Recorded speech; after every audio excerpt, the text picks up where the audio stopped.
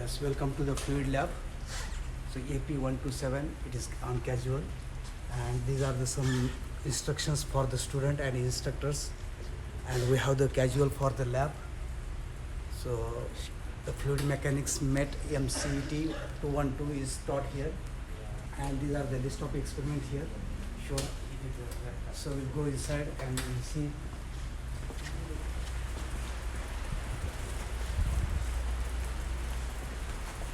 So this is our fluid lab. This is our fluid lab, and here you will see the list of equipments. Some equipments are not working, some equipments are working. So here it is mentioned, and we put the tag there. So first we will start from this. This is a fluid friction apparatus, and we have three types of fluid friction apparatus, and we can do mostly 6 or 7 experiment on each equipment. So we distribute the students on one arm field there. So if you see, this is the arm field fluid friction apparatus. Same we have gun fluid friction apparatus, and same we have a TQ fluid friction apparatus. So we make the 3 groups of students, 3 on arm field, 3 on gun, and 3 on fluid friction if the capacity is 9 or 10. And same experiment, we can use these 3 equipments. So I will show you this first arm field. Here we can do all experiments, maximum 6 experiments here to find out pressure drop across the pipe. We can choose any one pipe. In exam, we can ask any one pipe to find out the pressure drop. Then we can measure the flow rate by using Venturi, orifice. We can measure the K factor for globe wall. We can measure the K factor for gate wall or elbows. Then same experiment, we can do it on the gun. So here we have the accessories, the orifice meter. We can measure the flow through Venturi and orifice. We have accessory, we can connect it here. Then we can measure pressure drop across this pipe, or gate wall, globe wall. We can find out friction factor, we can find out K factor. We can find out coefficient of discharge for the different apparatus. And the same machine we have here, the TQ fluid friction apparatus. And these are the accessories mentioned on this, and we can use selected tab to do the experimentation. Then we have next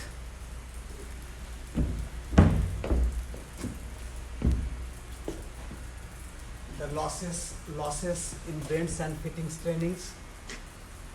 We have this here. We can find out K factor per bend, or same experiment we can do on the 3 equipments, fluid friction apparatus. The next experiment we have here, a Reynolds number. So we can find a streamline flow for the Reynolds number and calculation of the Reynolds number. Then here we have the universal pump test rig. So here we have 6 types, 4 or 6 pumps inside, and we can find out the characteristics of the pump at constant speed or variable speed. So we can adjust the speed from here, from attage. We can adjust the power. We can set the speed, and we can calculate the performance of the pump. Then we have also same machines. Same we can do here.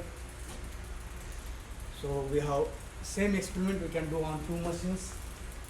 And this lab mostly used for fluid property calculation and understanding. So here the most important fluid property is viscosity is measured by using a falling ball viscometer, and in that we can find out the density also, specific gravity of metal also. And another experiment, we have a dead weight piston gauge. Here we can calibrate the pressure gauge by using a standard mass. We can calibrate the pressure gauge, and we can find out the unknown mass. So here we make some holes so to find out the unknown mass by doing the reverse calculation. So we have 4, and in exam we can assign 1 or 2 students here. 1 hour student on this machine, 1 hour student on TQ apparatus, gun apparatus, and we can plan the exam. So I will explain you the operation of the gun pump, gun fluid friction apparatus, how to use. Suppose we are doing an experiment, find out the fluid friction factor. friction factor for the flow through rough pipe or smooth pipe or any accessories. So first we need to connect the U-tube manometer to a given pipe. So here it is asked to select the pipe number 2. We are going to select this pipe and we are going to find the friction factor for this pipe. So first step, you have to connect the U-tube manometer.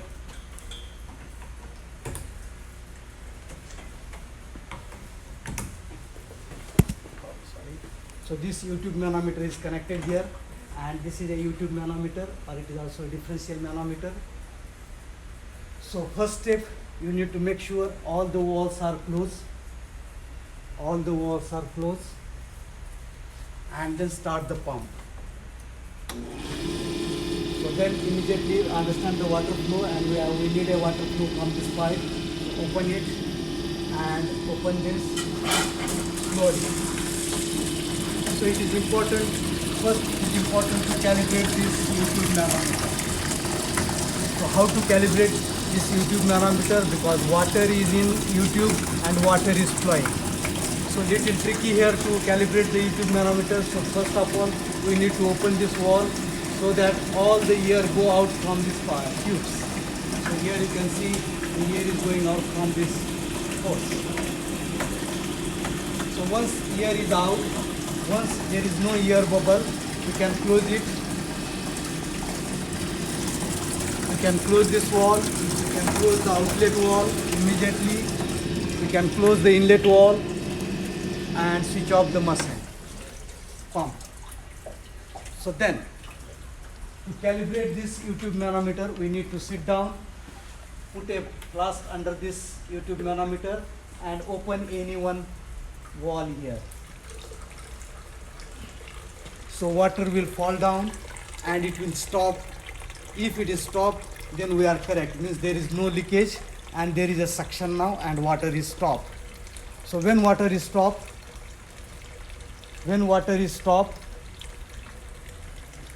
open this and let the little air allow inside.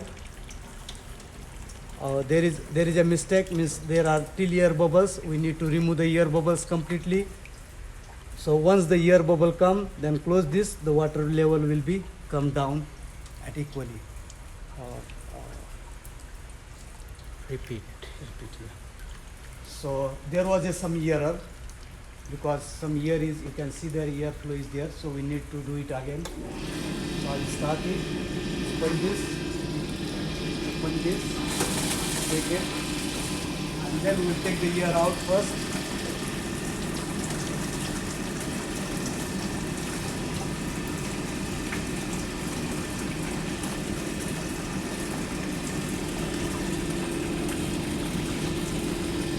So let complete air drain.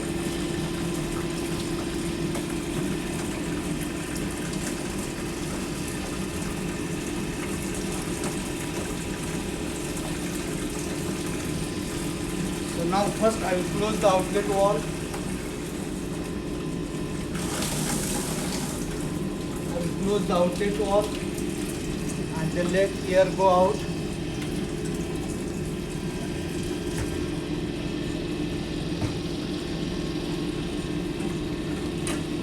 Yes, then close the inlet valve, close this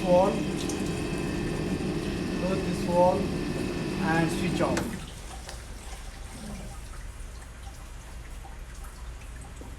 Then take the water out, so that we need to insert the air equally. So this water should be stopped.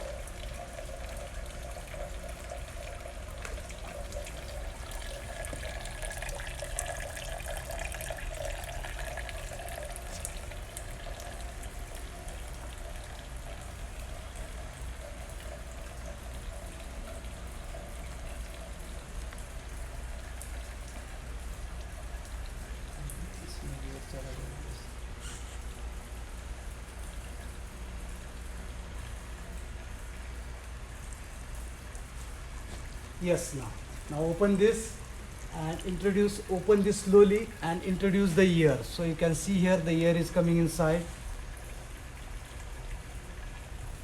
and slowly we need to take this you need to introduce here equally up to the minimum level.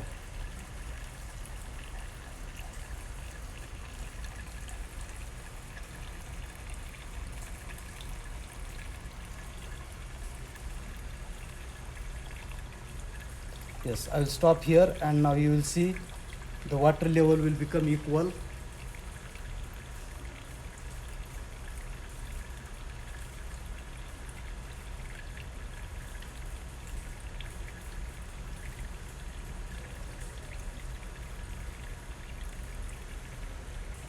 Yes, now make sure this wall is closed, and this wall also you have to close it.